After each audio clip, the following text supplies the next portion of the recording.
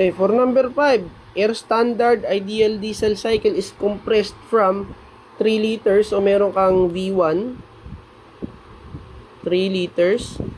Tapos, meron kang V2 na 0.15 liters.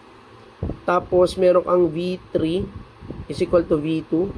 And then, V4 mo is equal to 0.3 liters. Ayan. Yung under cold air standard conditions, the thermal efficiency of the cycle is, okay, sir, diba ang ating RK is equal to B1 over B2?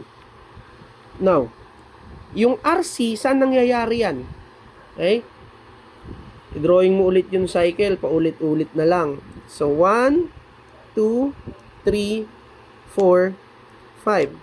Okay? From here to here, here, here, and here. Yung compression ratio mo nang gagaling dito. Andito yung expansion ratio. Okay?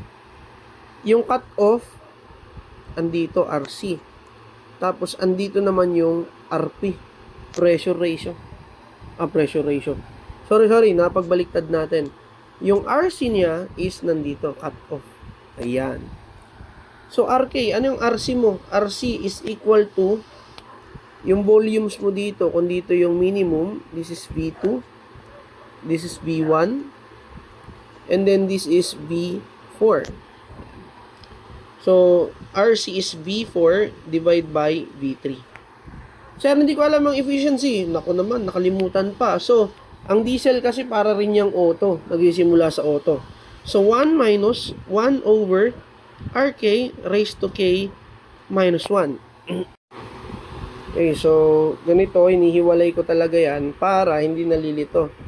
Yung multiply mo na lang to ng kapag nasa taas yung RC, raised to K, tapos nasa baba yung 1. Divide by K, tapos yung RC minus 1.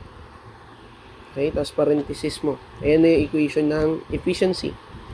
So, yung RK natin is equal to, okay, so that is, I think this is 3 liters divided by 0.15 liters. So, 3 divided by 0.15 is 20.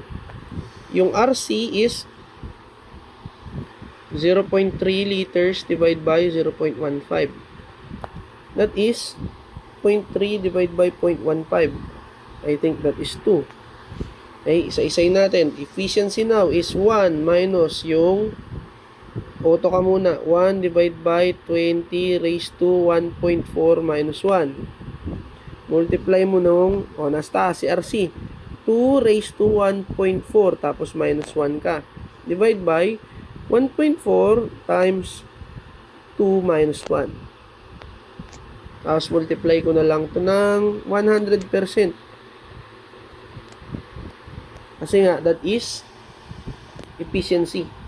So, unahin ko muna yung A, tapos B, para hindi ka nalilito. So, A muna tayo.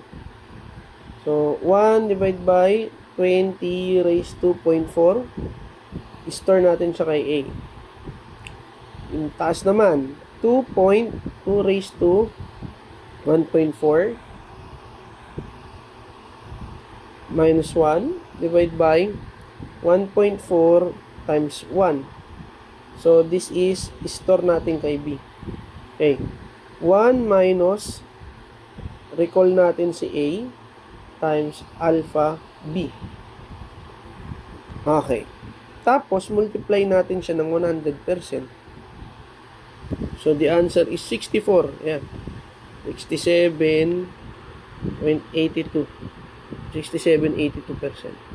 So, that is for problem number 5. Okay?